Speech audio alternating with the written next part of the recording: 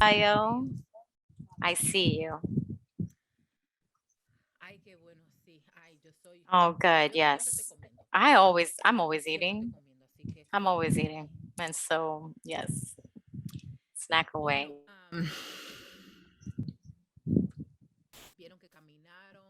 I see that you walked. Beautiful.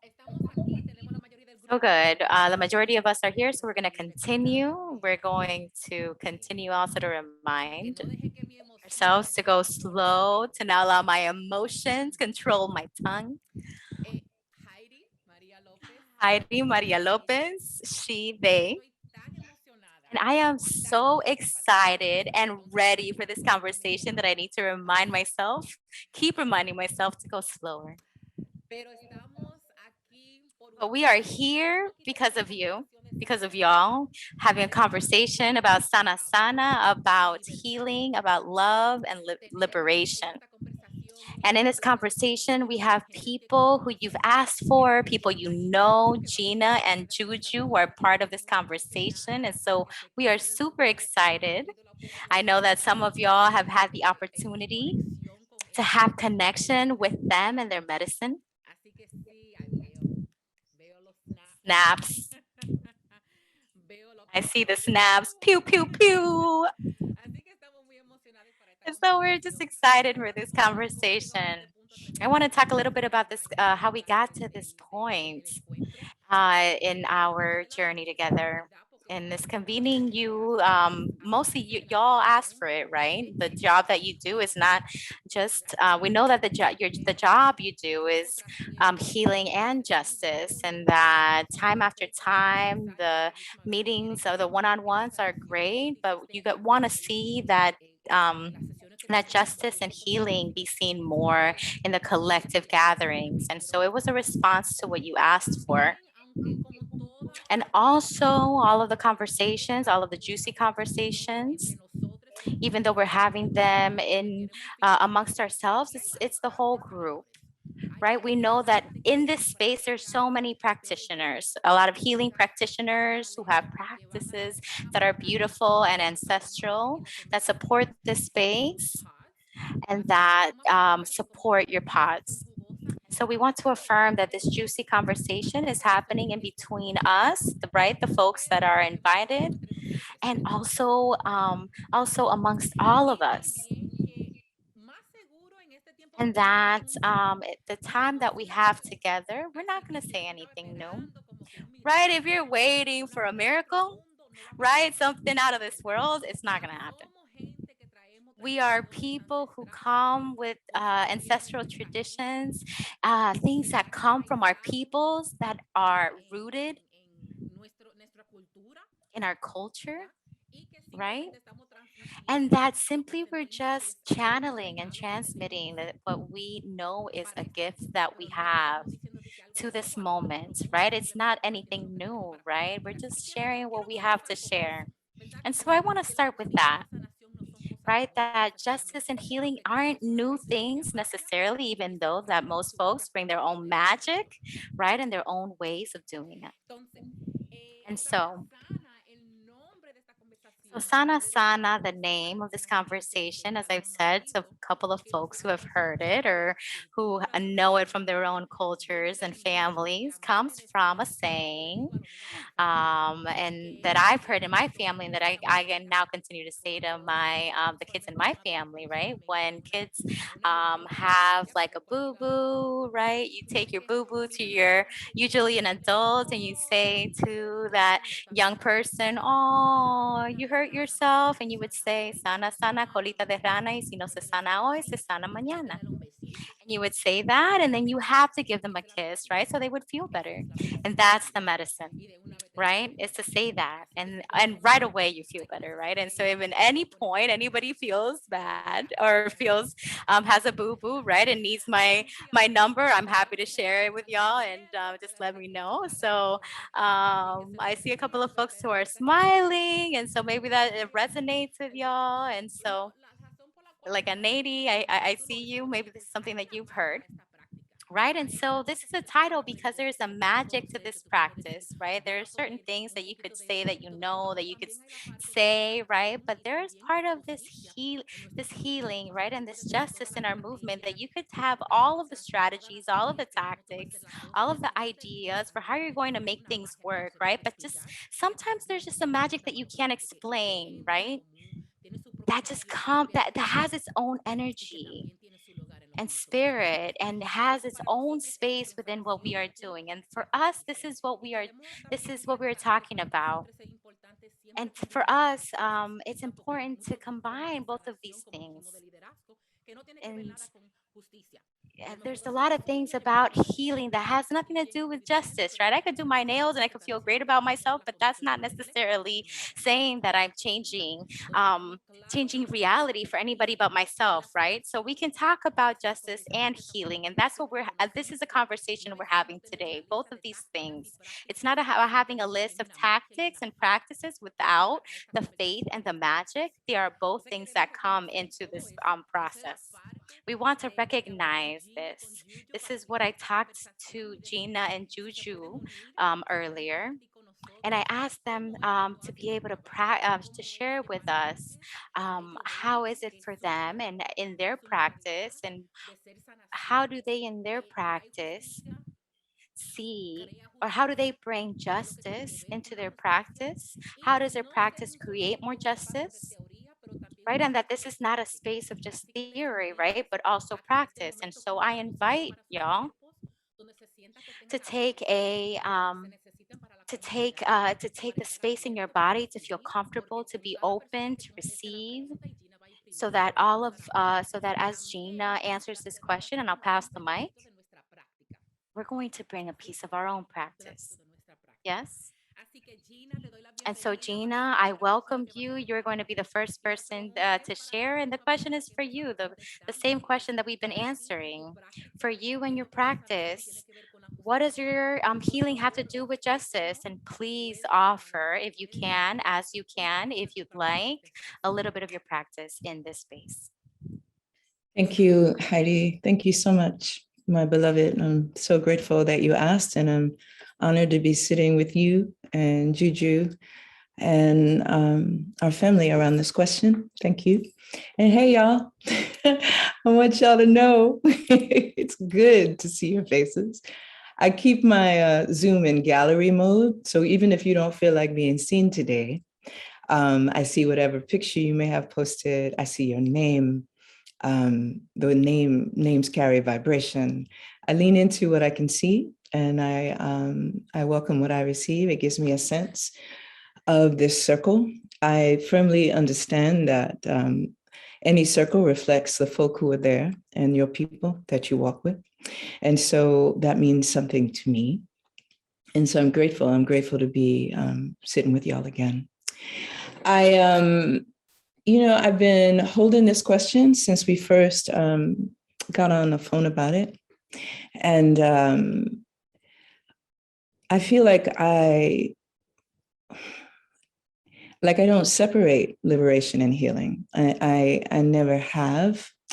I have only recently gotten some new language around the urgency that I have always felt.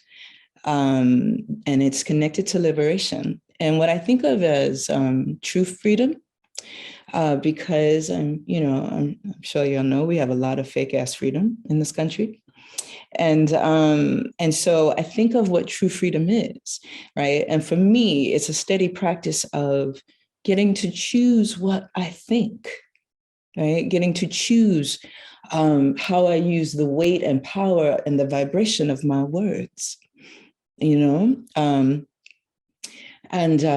that's a daily practice, right? Because I am weaned on, the colonized mind. It's in the fabric of everything. Even, when I was a baby girl, I think, oh, that was in my cereal, So I have surrendered to this, possibility that when I close my eyes on this realm, I may still very much be in practice, in practice of ownership, Heidi. And so how that has evolved and how it's connected to the medicine of sound is in the power of naming, in the power of placing myself inside of my body, owning my body, owning myself where harm has been done, and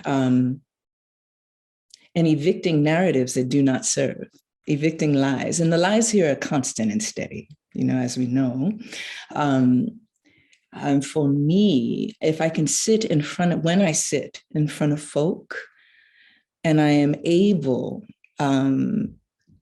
to guide people, folk, community, however one is identifying, because in spirit, and please, I mean no disrespect here, but when I'm in spirit, there's no binary systems around, like this, our systems here in this country are so heavily reliant on measuring, right? This against that, good or bad, all the things we know, right? And in spirit, there's no such language. And I find that, I'm rolling into my 57th year. I've been, doing this work. Yay, hey, 50s. I must say it has been a deeply and profoundly rewarding decade. Let me just say that and I have enjoyed every decade, y'all. Let me say that as well. But as I move into, and one of the gifts of practice is you start to feel comfortable in a practice. And I'm quite clear about the power, the vibration, the power of vibration, the power of sound, right? I'm clear that vibration moves things, right? And I'm clear that whatever I'm focusing on, I am worshiping and giving my essence, my ashe to.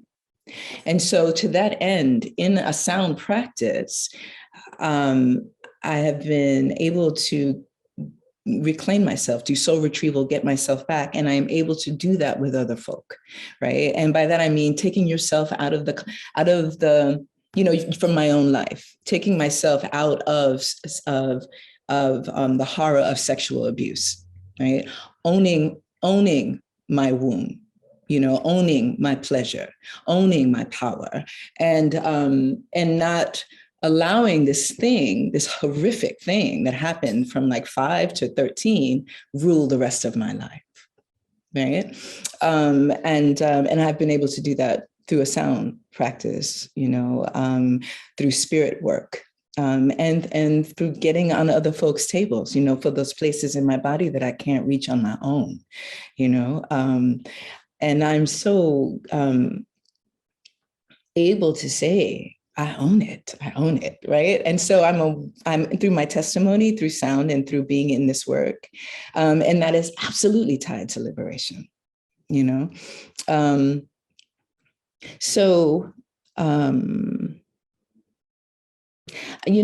think I've always been obsessed with it, frankly, it's part of my wiring, I have learned, like these machetes that I came here with, I've learned to use them on illusion and not on other people and not on myself. That's another gift of 50s, right? It's like, oh, I need this blade. It's essential equipment, but and I need to use it so that it is of service, right? So yes, so I'm going to bring some practice forward, family, and I thank you for letting me know, Heidi, because I could go on and talk about liberation and practice. I could go on. Y yo quiero que tú sigas. Yo quiero que tú sigas. And I want you to continue. I want you to continue right there. The family, Especially when you start talking about yourself. Thank you, beloved. And I will say, so this naming, this power of sound, this power of evicting narratives and placing yourself in these rooms in your own body. I feel it's essential. When I'm sitting in rooms like MEV and the Cohort, it's exciting to me to hold holders. And my encouragement, my invitation is holders, allow yourselves to be held, right? Because we need it, right? We all need that kind of witness and cradling. And so in this practice, which really is going to be 2 minutes, y'all, And it doesn't, what's long? That's another misconception. 2 minutes a day of humming into your body, humming into your solar plexus. Please, we're going to use this image, though, of the rivers that I shared with you all. The rivers, and we're just using the rivers of the United States, right? You see, fam? It looks, just, the thing that Heidi said in the beginning about we're all practitioners here, right? Which we are. I noticed that things come through and across our altars generally at the same time. What can be different is that we lean into it and we mine it and we make a practice of it, or maybe not. But frequently you'll see a thing, hear a thing and go, oh, I dreamt about that, or I feel connected to that. These are the river basins, the riverbeds, how the rivers flow through these here United States. Grace gifted me with an understanding that rivers move through and carry grief and carry rage and carry things that are not of service to us, to the oceans to be repurposed. Right. And so when I think of the way the rivers run through, I think of the veins of our bodies. I think about the way water is moved by vibration. I think about the vibration of sound and how we can gift ourselves with naming or mantras that shift the flow of energy in our bodies. And thinking of it as the blood is moving around our bodies, gifting it with new narratives or a new song. You can use the language that appeals to you, but putting it in your blood and sending it to your heart, sending it to your liver, sending it to your kidneys, sending it to the pelvic floor, and so on, sending it to your skin, right? And so this thing about practice and liberation is, I know that if I'm going to be doing the work of liberating those in front of me, or, alongside, I must begin with my own body and stay in my own practice. So y'all just take a moment with me. We are going to do some sounding. We're going to keep it very simple, as in we're going to stay inside of one note. If you find a rhyme, a rhythm, a harmony in that note, please take it. I'm going to ask you to take a moment to take your eyes off of me and soften or close your eyes or rest your eyes on something beautiful. A shaft of light, the window, something growing in your home, wherever you are, and lean into what you can hear, which is the sound of my voice. And in this moment, this bowl, which is tuned to the heart chakra, borrowing from that inexhaustible and beautiful science. And listen, and if you feel so led, join in with me with a hum or toning, and keep your awareness for this moment on your beating heart, family, something we all have in common. What you are sending is the sound of your voice and the intention for peace, ease. So you might marry that with some imagery of a field of yellow or purple, or an endless sky of stars, or flowing water, or this river basin, this riverbed, this understanding from a bird's eye view that there's always another possibility. Inhaling together through your nose and exhaling through your mouth. And listen and join.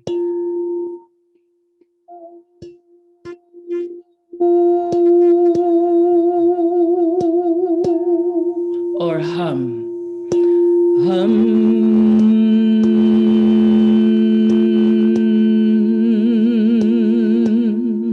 Hum, hum.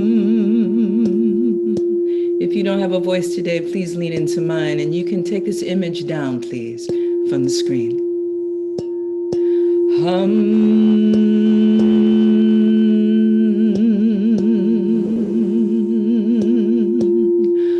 Hum. Breathing and humming, using your voice, sending it into your solar plexus, your heart, sending it into a part of your body that may feel like it's wounded or in need of touch or sound, is an opportunity and an opening. It's a point of entry, family. If you have some stress at the back of your neck and your throat, the weight of the unsaid is caught there. There's so many ways to use your hum, the sound of your voice, putting your name there, whatever you wish. That's the power of naming, of the vibration. And it also can remind us of our body wisdom when we get confused by the cacophony of noise and the steady stream of lie. So that's just one practice, beloved family. And there's so many names for it, right? If you put on gospel on every day and that moves it, or R&B, or for me, I pretend to be Chaka Khan, whatever. Sound medicine is a powerful, potent, and always available medicine. There you are, my darling Heidi. I will pass it back to you. I think that that's my time. Thank you. Sí, sí, hay un sonido que queremos darle. Yes. If there is a sound that we want to share with Gina, please take yourself off mute. If there's something that you want to share, some appreciation, gratitude for that practice, please put it in the chat, or you can take yourself off mute. Beautiful. Y seguimos. And we continue with the other practices, right? Thank you for that. It made me think so much about the ways in which sounds are like not appreciated, right? But as Chaya said when we began, like in her culture, there's a lot of, movement of your hands, many like body movements. I think also of all the sounds that we do, as you're talking, I'm like, it's a language, right? That we, sometimes with our people, I can have a whole conversation and sometimes not even say something that's constructed as a word, but we completely understand each other, right? Right. We also know, like, if we approve or not approve of what we're saying.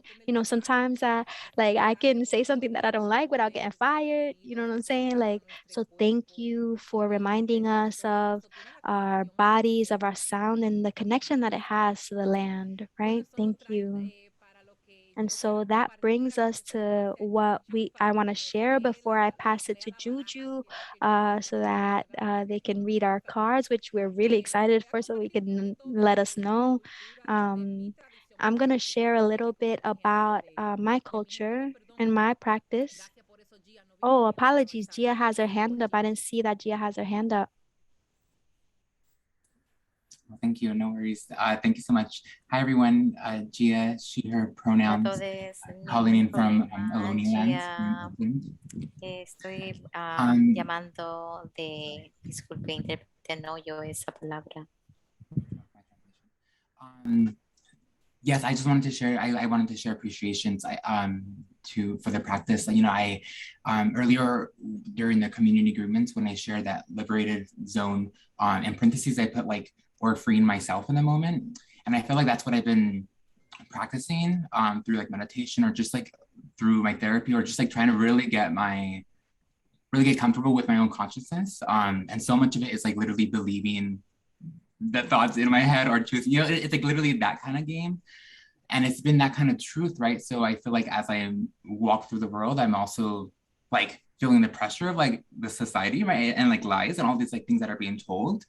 And there's that like magical power that I'm like, not magical power, it's more like just like truth. Like it's like a truth in me that I'm trying to figure out what it was, right? That it always felt like when I had a decision, it felt like my body, right? It felt like I knew it, even though I was scared to say it out loud. And in my practice, I've been trying to just believe myself or trying to just like choose for myself. And all I keep on writing in my diary is like, I just choose, like, I'm just like choosing that I choose peace, right? I choose all that kind of moment.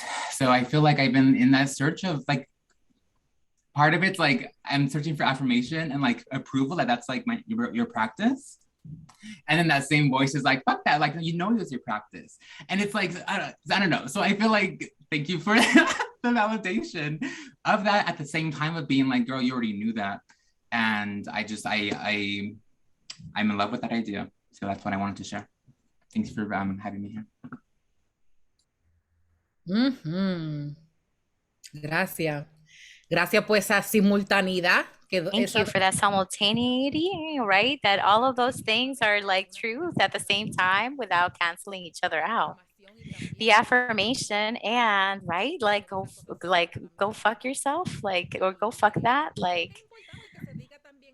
And I think it's important, right? Like to say like out loud, like screw that, right? Like I know that there is a teacher that said that when you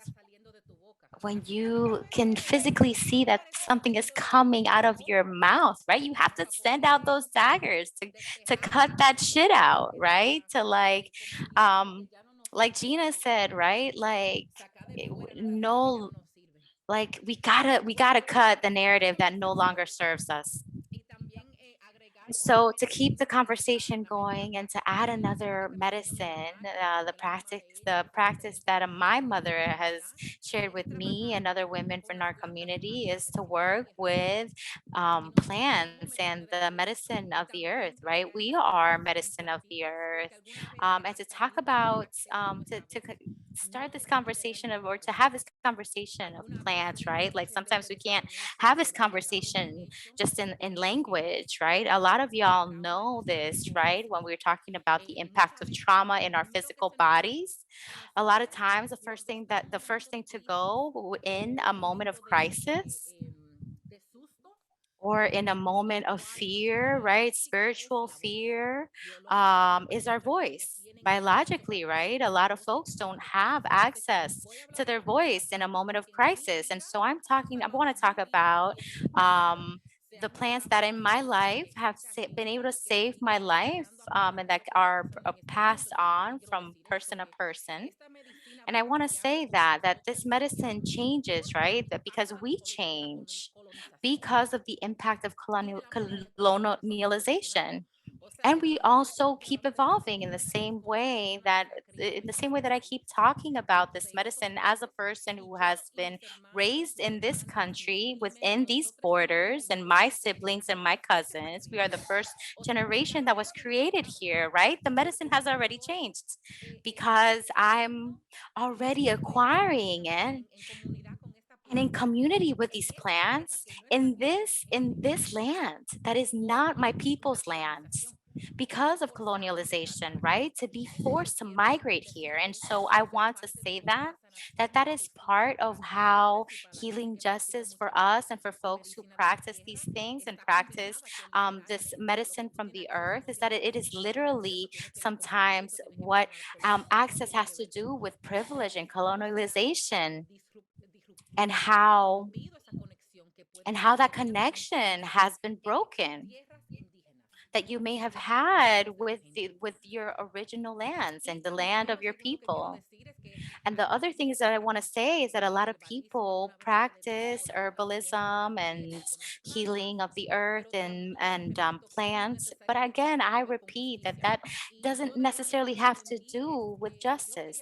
How I learned about this is that I wanted to see how the impact of oppression was being manifested within my body, and to use this as the entry point of what I wanted to use to heal as a person who has been raised as a woman, a girl, and a woman. What are the aspects of oppression that manifest themselves within my body? And to feel that I always have to be pending and on the lookout for what is happening around me, and to be more aggressive and to have a more masculine energy, to have more protection. That is not necessarily how I want to be, but is how what I need to do in order to survive. And that if that is an aspect of my life that I want to bring more justice to, what is the medicine that supports it? Right, if we're talking about privilege and how is privilege manifesting itself in my life, being a person of lighter skin color, right? I can go into any room and say whatever I feel like and do whatever I feel like doing, even as a Black woman, right? I'm still found to be exotic, right? If I go into a work meeting and I'm just pissed, right? Somebody, I'm labeled as somebody, as a Latina with fire, right? But if somebody is more darker skinned, right, they don't see it that way. They see, oh, this person is way too aggressive, and they could be fired, right? And so, how can I think about how I heal my thinking, right? And how I have, where I have privilege, and where my narrative is seen as truth, and where these plant medicines support these pieces of my life that have to do with imperialism and oppression, and also the privileges in my life. I hope that these things are being interpreted correctly. I see some nods, but are y'all able to understand that? How the justice has to do with the earth? Perfect. I'm seeing yes. How can I heal myself from the impact of imperialism, right? Not just like, okay, I need to just heal a stomach ache, right? Right. And that's all fine and good, but how do I heal the just like, I'm so fucking over it, right? And these systems of oppression. So here I want to share a little bit of my own process that I learned from my own people. These are questions that I ask myself, and some of the plant medicines that have saved my life. So, some of the questions that I ask myself to think about, what are the medicines that I need in this moment, is what aspects of me or my people are craving healing, and what are offering medicine for liberation. I take this pause to ask this because, right, I don't want, or at least I don't want, I don't want to be so arrogant, right, to think that I invented this medicine, this piece about medicine, right? I am not so intelligent, right, to invent this, right? Is to understand that this medicine comes from my ancestors, from the lands that have wanted to share this information, right? And so I have to ask myself, what medicine am I lacking? Am I craving? And I look at this, I see this when I look at this space. I see a lot of isolation. There's moments when there's more depression than anything else. What is the world telling me what is the medicine that it needs? And what is the medicine that my people offer? I just spent 7 months in the Dominican Republic, and it is the most time that I've been able to spend in the land of my people, in the island of Haiti, on the side of the Dominican Republic. And it doesn't matter what the world, what's happening on in the world. We're gonna continue to just have fun and dance and just have a great time, right? Literally in a party, there could be several fights, and the party keeps going.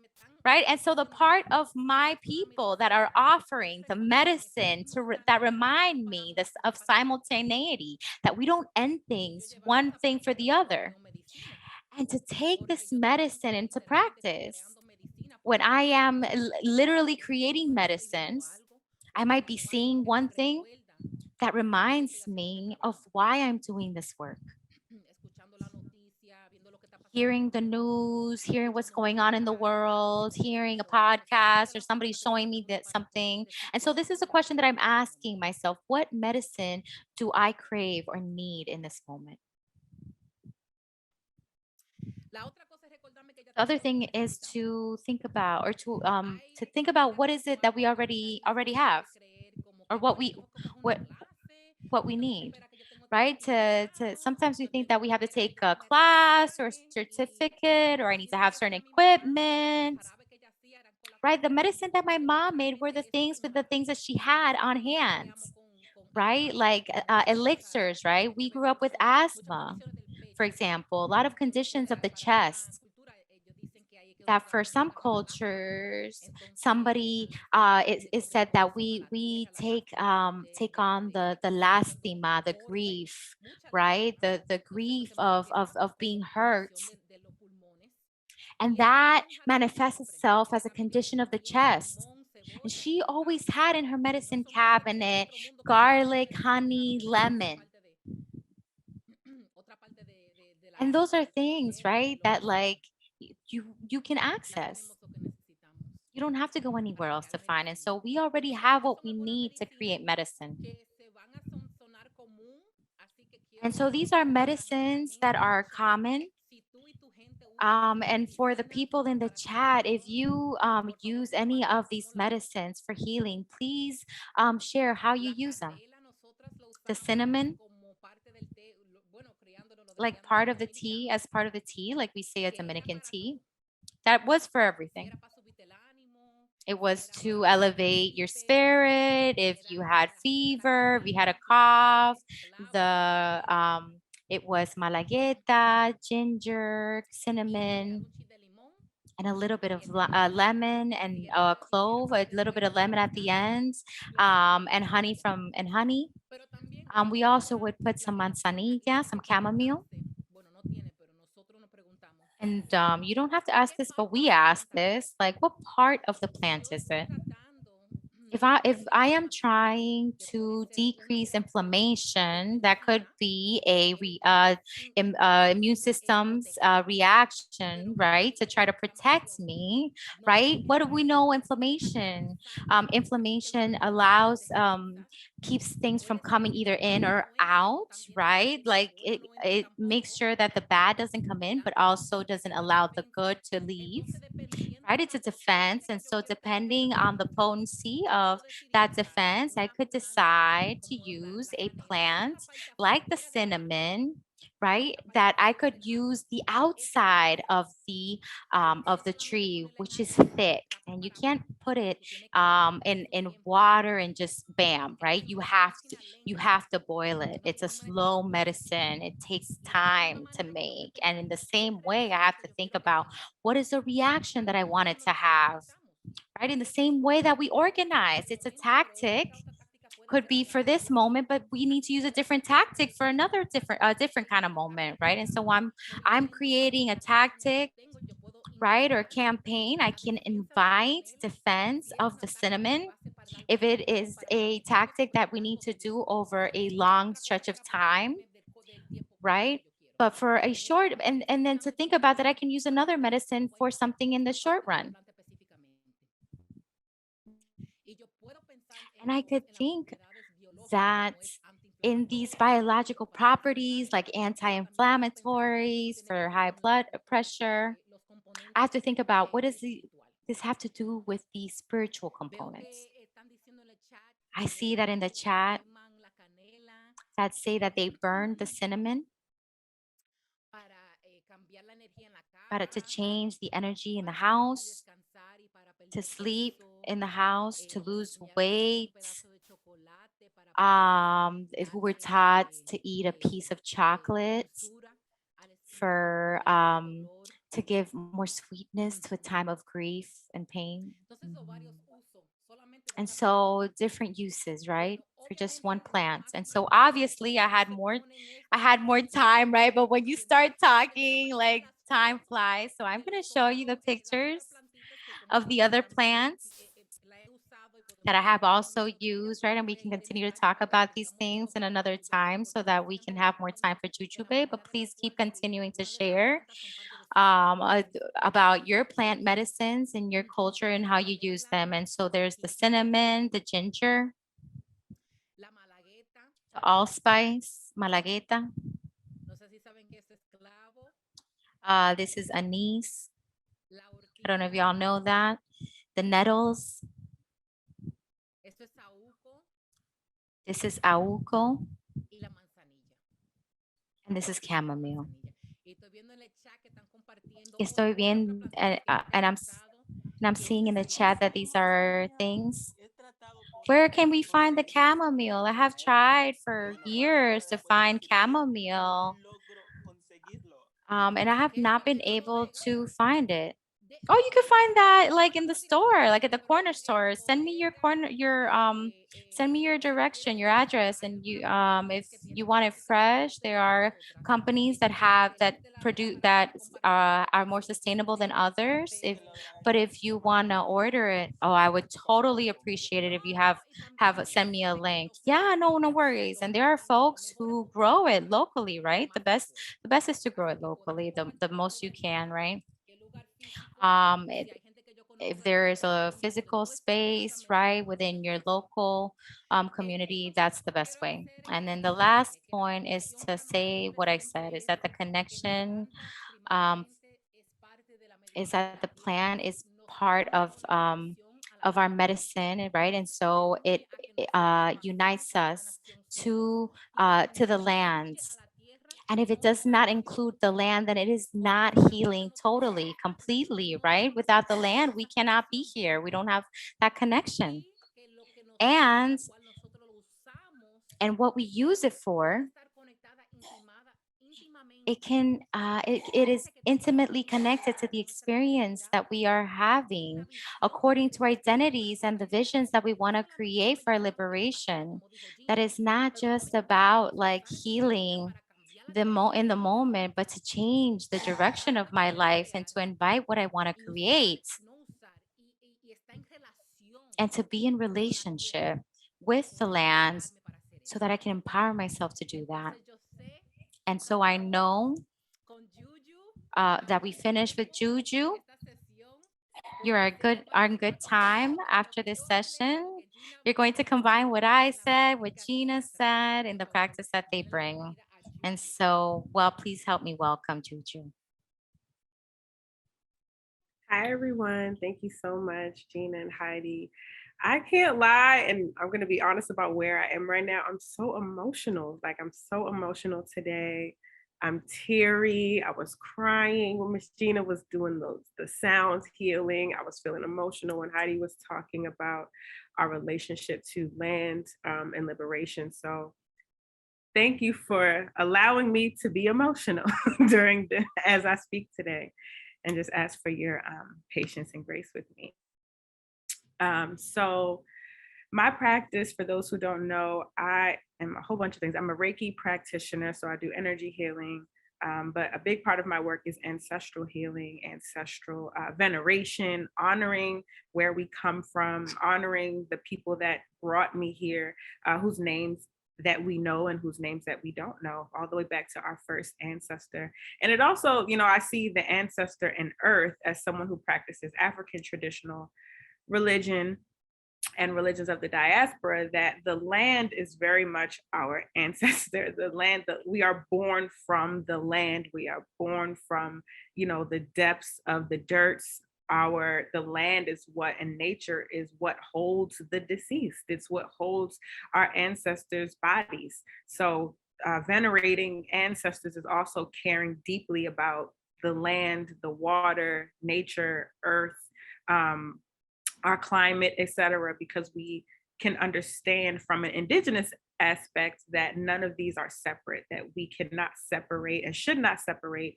who we are from the land, from an animal even. Like we're all very much connected. And so I think I'm gonna first read the card that I have. So typically when I'm reading for you all, I pull from the Adinkra Ancestral Guidance deck, which is symbols of the Akan folks of Ghana. But today I'm going to actually be reading from the Chalks of Kikongo deck, which is from our Kikongo ancestors in Central Africa. And so this first card that I pull monthly cards in my own community, and I want to share one of the monthly cards with you all. And it's this, one of the cards is Earth's Medicine. That was the card of September. This is also the card of life, but this is the card of September. And I want to talk about what it means to reconnect with the earth during this month, in the months after, in order to find our own healing. and liberation. So what does this mean? Much of what Heidi was talking about is what this card is saying. It's that reconnection to land, that reconnection to nature, that reconnection to plants, plant medicine. And it doesn't mean that we all have to be herbalists. It does not mean that we all have to get a degree in herbalism or even take a class. I always want to empower folks that we're all healers and we all have the capacity to heal ourselves and to be healers within our community. Some folks just dive into it a little bit more, but we all have the capacity and we all are healers. And we all, again, have access to this medicine. Because if a medicine is not accessible, it's really not that healing. It's really not liberatory, essentially, if it's not accessible to people. So like Heidi was saying, the medicines that we have access to a little bit more easier, like cinnamon, for example, or chamomile, for example. These are things with a little bit of work that we could probably find somewhat easy, right? And so knowing the meanings behind what these plants say to us is what gets us on the path, like, oh, I know if I'm grieving, I could turn to this thing in order to help my grief. And then once I know that, can share it amongst my community so that we can all process our grief through this particular medicine. So I'm going to read from the book about what Earth's medicine means from a Kikongo perspective. So without the Earth's offerings, there would be no medicines, no magic, and no existence of life. As Indigenous people, we understand and honor the relationship we as human beings have with the earth. We understand that it is our duty and in our best interest to protect and respect the sacred medicines. Take the time to learn about their powers. Build an intimate relationship that is based on respectful cohabitation. Let's not forget that we are guests on the land. Some other meanings for this card is to try an herbal medicinal approach, engage with plants, roots, flowers, barks responsibly, everything in moderation, because a medicine can easily turn into a poison when we start extracting. That's how we have the medical industrial complex. So being mindful of how we're engaging with these medicines and having mutual respect, and also understanding that everything has a spirit. So we're respecting the spirit of these plants just as we would respect other individuals, other people. It also says, now may be a good time to take a spiritual bath made with herbs, plants, and flowers. Speak your intention into them and thank them for the work that they will do. Clear the energy and cleanse your home with houseplants. They will teach you about reciprocity. And become familiar with the native trees, plants, flowers in your environment. They are your spiritual allies. So, of course, because we are in the digital age, we can order and have access essentially to any kind of plant that we want. And there are local plants. Nature knows, earth knows. So think about the weeds, quote unquote, that grow around you. What are the weeds that you see on your sidewalk? There's so many apps that you can take a picture and see what that plant is. You can see the medicinal properties. Then you can go right on over to Google and look up spiritual properties of this weed, right? And you'll see like, oh, I have been having a lot of trauma and grief in my neighborhood, me. And that we have a lot of plants around here like mugwort that heal trauma and grief. No one planted the mugwort. It's just in access where I am. So I encourage folks also to be mindful of just what is around you already. Of course, you can go to the store and buy some basil, you can buy some cinnamon, but go outside and see. That is an accessible way to find the properties that we can use on our liberation path and healing journey. When I talk about the power of roots and plants, I always have to talk about the root called High John root. And I think we have some images for you all too to see. But High John was or is an elevated ancestor, and he was a formerly enslaved man who was, they say Ghana, but that the story is that he was taken from Ghana, and he was brought over to the southern United States. And High John was just one of our enslaved ancestors that he just somehow kept an uplifting spirit. He always was playing jokes on the slave masters.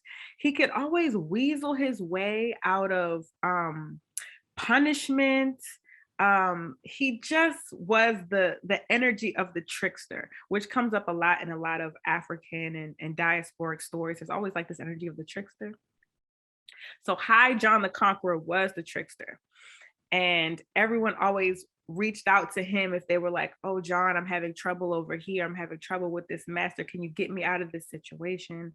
I may be punished. And John would come and everyone would be okay, and even somehow laugh in the face of violence. So a very powerful figure in person. So when High John, actually, I'm sorry, after emancipation of slavery, and High John and he was passing around this time, he said, if y'all ever need me again, it's my time to go. But if you ever need me again, I'm going to leave my spirit in this root. I'm going to leave my spirit in this root. So anyone in possession of this root can call on me, and I will come to bring protection. I will come to help you fight, to resist the energy essentially of white perversion and supremacy. And I will also help you keep an uplifted spirit in the midst of it. So we know that High John fought back, but he also was funny. so keeping all of that energy within us. So he put himself in that root. So we have access to this root.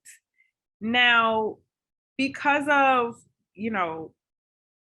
marketeered works and extraction, the original High John root is Apomia ponderata, which is the morning glory flower that I'm sure folks have seen. They're typically like a purplish color or a white color. It is the root of that flower.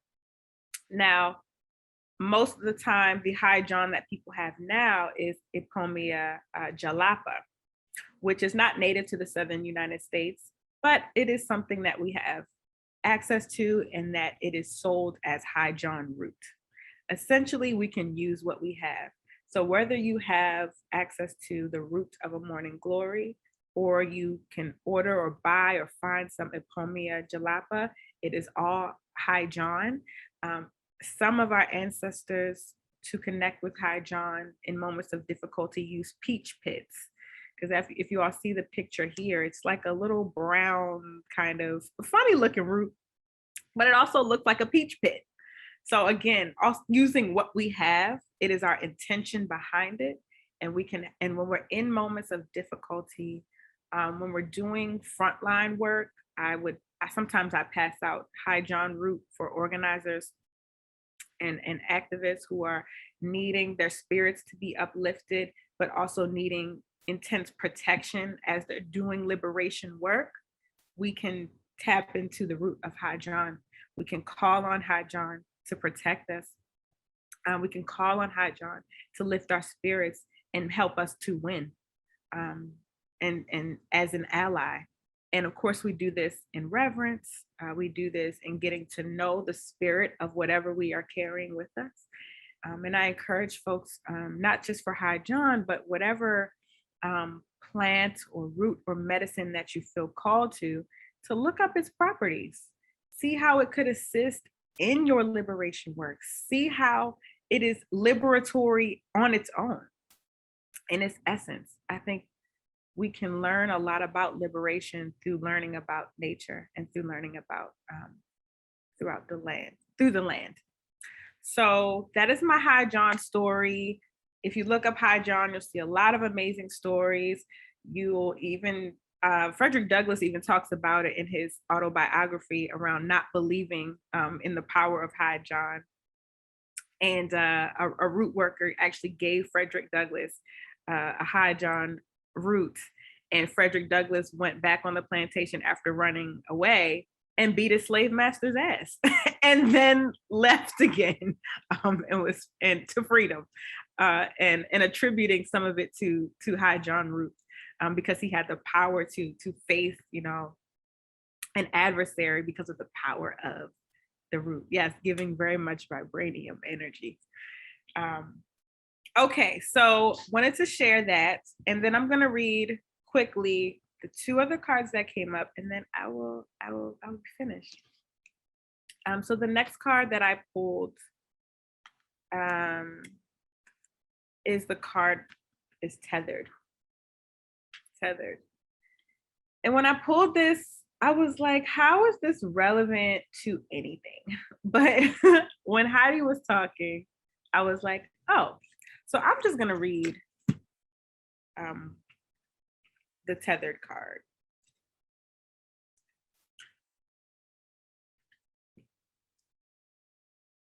And how we are connected to spirit.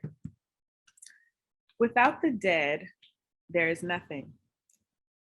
The spirit world and living world are tethered together. What is done here in the living realm is also done in the spiritual realm. It is in the space of overlap where we are able to communicate with spirit, and spirit is able to manifest and communicate with us. Acknowledge how you engage with the spiritual dimension on an everyday basis. This is consciously and unconsciously. Continue to seek wisdom from the unseen to further understand the seen. So, as we talked about earlier, being in nature in its essence teaches us how to heal, how to live amongst those that are different than us, because nature is diverse. It shifts, it changes. What can we learn about the seasons if we have difficulty transitioning into new phases of our life? How can we sit with the spirit of as we move from summer to fall now? What can we learn about that? How can we apply that into our own lives as we transition as people? Okay. Some other meanings of tethered is that the well-being of your spirit and the well-being of your body are interdependent. Make sure to equally tend to both. Contracts, yokings, and soul connections. In the African framework, it is believed that we commit to specific contracts prior to us coming into the world. Whether those contracts include your life's purpose, people, and certain experiences, consult with your spiritual comrades to remind you of the spiritual oaths that you have taken so that you may execute your commitments here on earth with clarity and with fluidity. So all is what I mean. Be careful of what we are binding ourselves to. What are we tethering ourselves to? Who are we tethering ourselves to? Should we be tethering ourselves to those people, those situations, those experiences? Sometimes we tether ourselves to experiences of our past that not just our past informing us, that's good, that's Sankofa. We learn from our past. But when we tether ourselves to our past, that we don't create opportunity for there to be any present or for us to have a different future if that's what we want. So this card is just asking us to be mindful and then to bring in the earth medicine again. What medicines can we use so that we are tethered to the commitments that we have made before we came down here to do the work that we have to do, and not the distractions and not the the bullshit and not the fuckery, for lack of a better word. So this is about recognizing our behaviors, recognizing our addictive behaviors, what we obsess over. Is it worth obsessing over? Maybe sometimes, maybe for a short period, but always we have to ask ourselves these really, really hard questions, y'all. And then lastly, really quick, the card I pulled, Heidi was talking, was grounding. Have a grounding practice for yourself that you can rely on.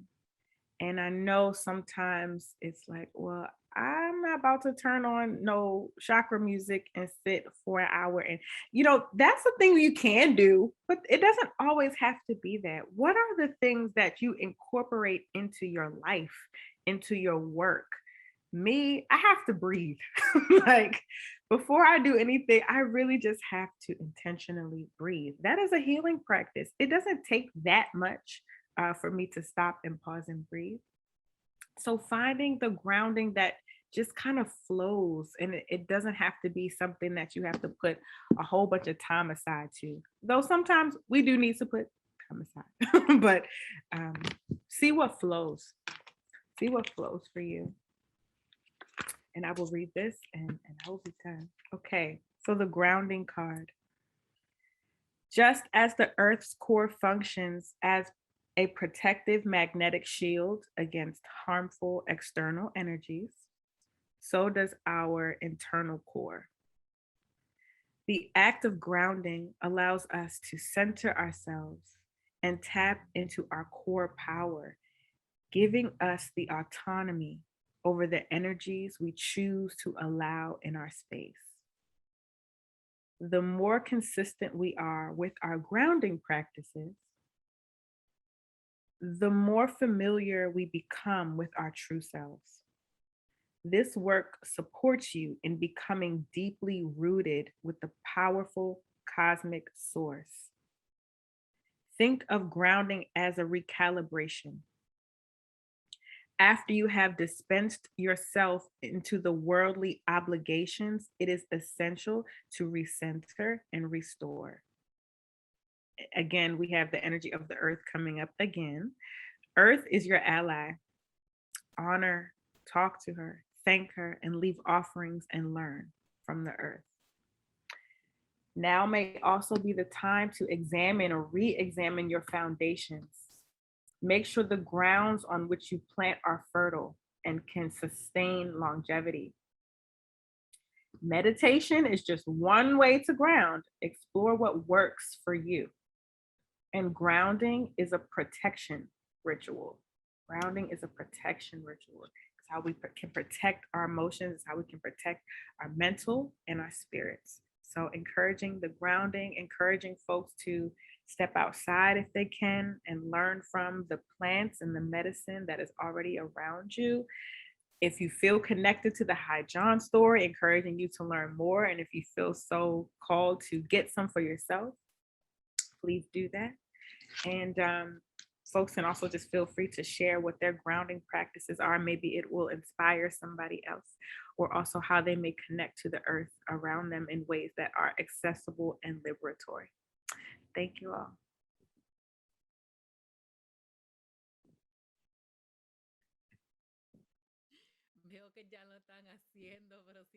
Yeah, y'all are already doing it. But if you want to share, a thank you for Juju, any sounds out loud.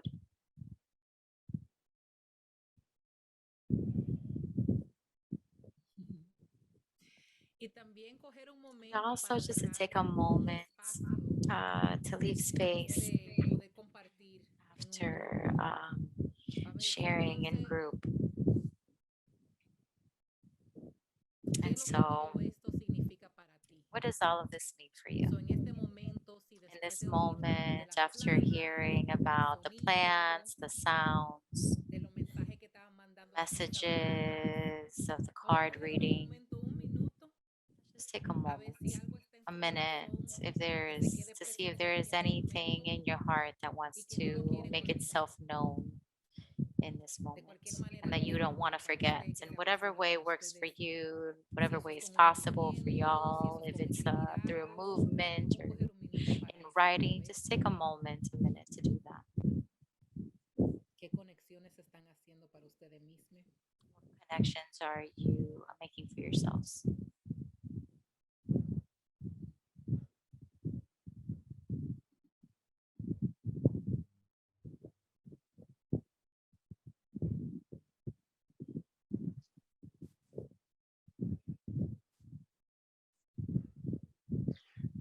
Can I share something?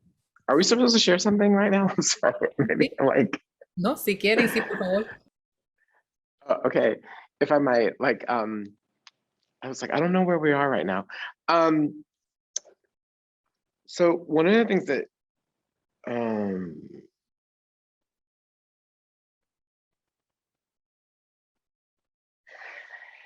yeah, so one of the things everyone is talking about are the ways in which we are connected to kind of the land around us, right? And the earth and all of the different ways that works. Even Gina spoke about the way in which we're connected to rivers and the land around us and the connection to that, to vibration. And one of the things that's really sitting with me is an experience that I had yesterday that I am still trying to make sense of. I told Geneset the story yesterday, where one of the things that I felt really compelled to do, I think I also shared this with Gina, but one of the things that I felt compelled to do when here in Savannah was to go to a place on St. Simon's Island called Ibu Landing.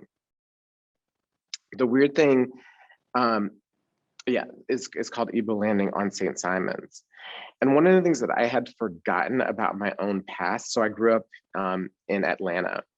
And one of the things that I had forgotten is that I used to spend part of a couple of summers actually on St. Simon's Island on the Sea Island in camp. Totally forgot until like when I was reading this thing about the Sea Islands in June on Juneteenth, and it all came back to me.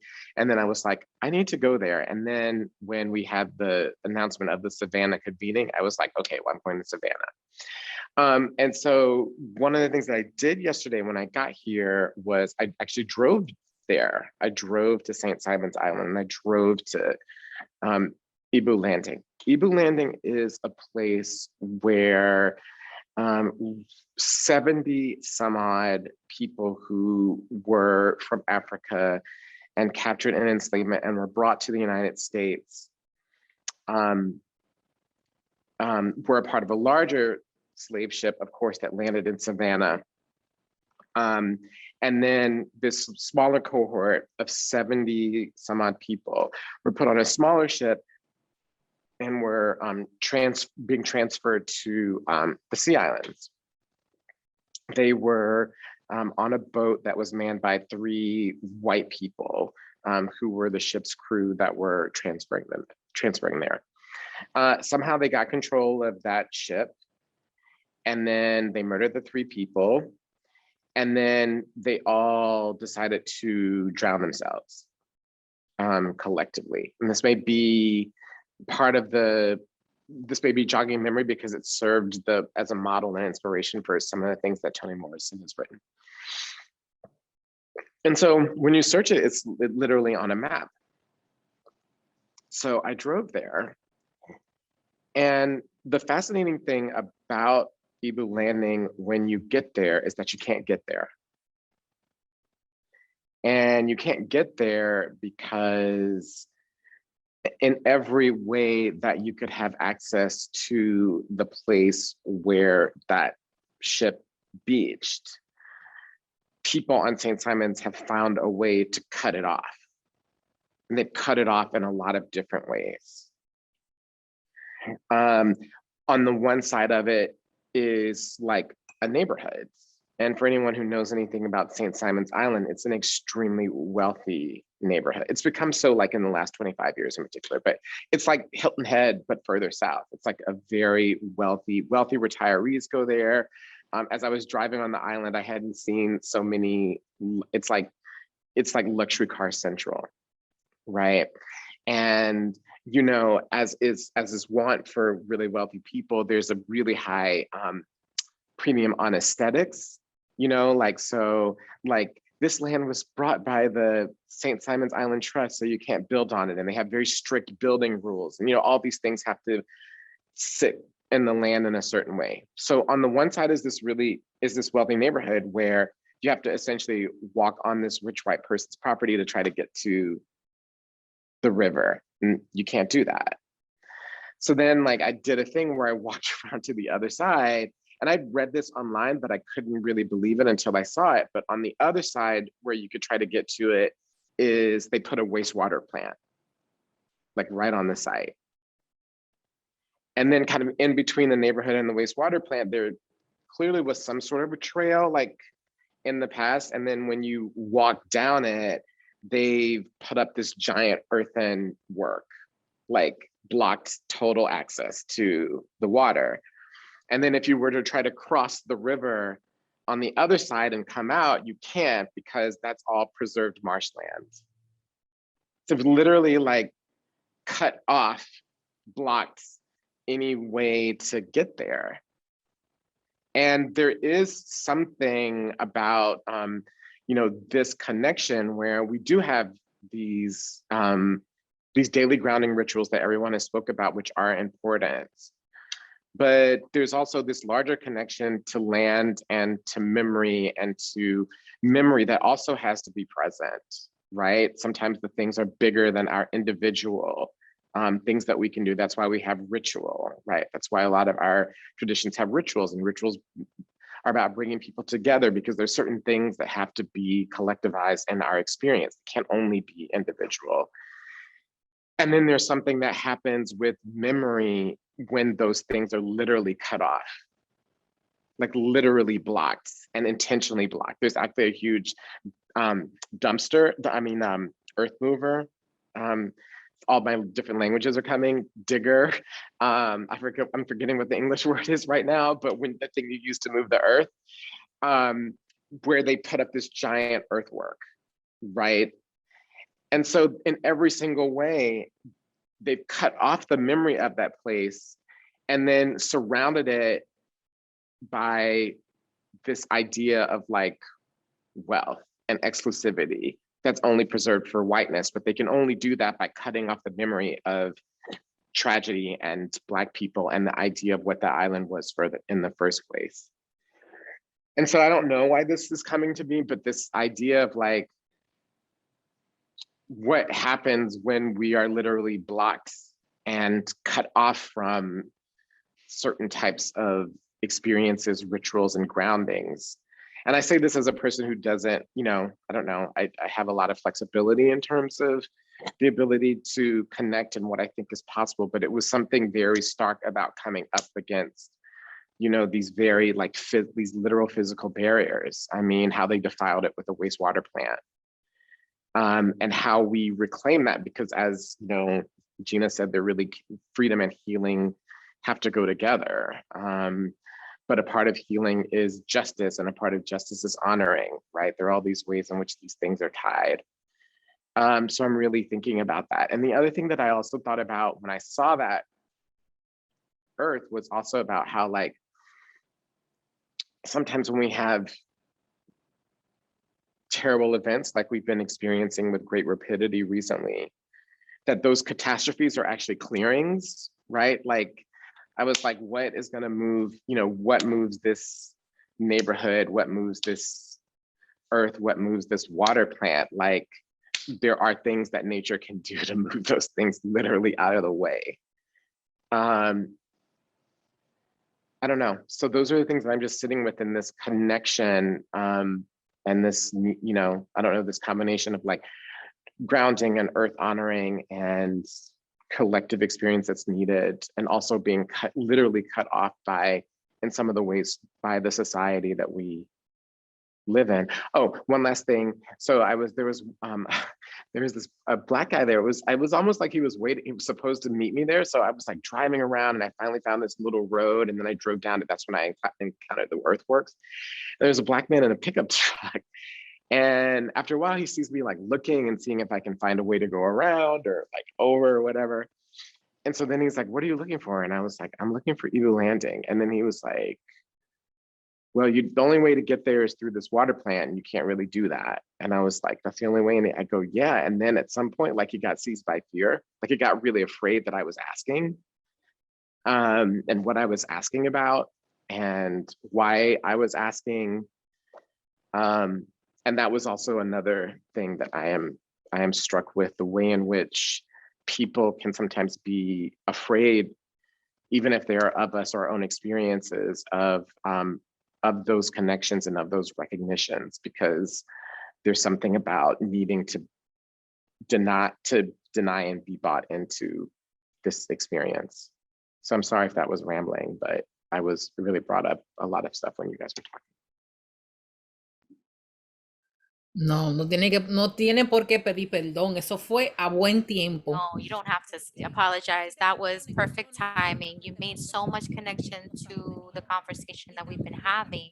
And I feel like you also planted a lot of questions and reflections that are necessary that you can continue to have in your pods. Because I saw that there are folks that even though you're not on screen, are affirming, giving applause, saying absolutely all of these points, who have access, right? What happens with these original lands? What happens when they block these lands intentionally? And how, and in the way that we've been saying, you've been saying, how can we continue to maintain these connections even still?